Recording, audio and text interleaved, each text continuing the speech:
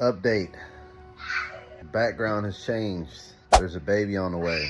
I'm in my 3rd year. There's overtime going on right now. Did I say there's a baby on the way? Yeah, the adoption thing's working very well, very swell. I thank everybody who has donated up to this point. Got more classes, more technical stuff. Got an extra class on Monday that's required by the program to be able to finish and get the applied sciences degree. Yeah, so more stuff going on, all is well. Impromptu video, and I'll bring all the bells and the whistles and the funny gags and all that silly stuff on the next video. So anyways, I can't resist. Quick story. So there's this little like low-key game, silent game that goes on amongst the apprentices where we kind of creep around like Call of Duty style.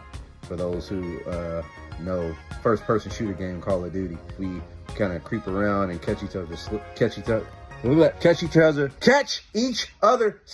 I can't talk right now. We catch each other slipping, right? You know, somebody might be looking through the material cabinet for some material or something like that. We're not doing it in any dangerous situation when somebody's, you know, cutting something or they're actually doing work. Just, you know, a little downtime. You got to be alert. You got to be aware. You know, we're kind of like creeping around the corners. It's like, oh, I see somebody slipping right now. And then, you know, kind of go in like espionage mode or like tiger mode, and you lock down and you kind of creep up on them. And then you just silently walk up and you're like, ah, like in the backside, like you're bayoneting them from the backside. You know what I'm saying? It's Call of Duty, right? This is still YouTube, so I don't want to use the wrong language. Basically, take somebody out, and if you sneak up on them, unbeknownst to them, and you get them, you know, we keep count, we keep score. This past Friday, I was on a mean street, and I saw this one apprentice way down the hall. If I was on my way to do something.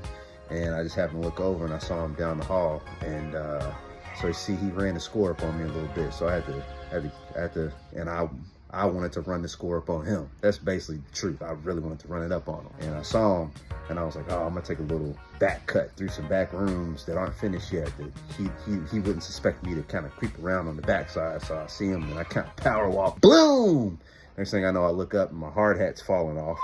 And I look up. I don't know who this dude is, but he looked pretty important, and he was just kind of looking at me like that.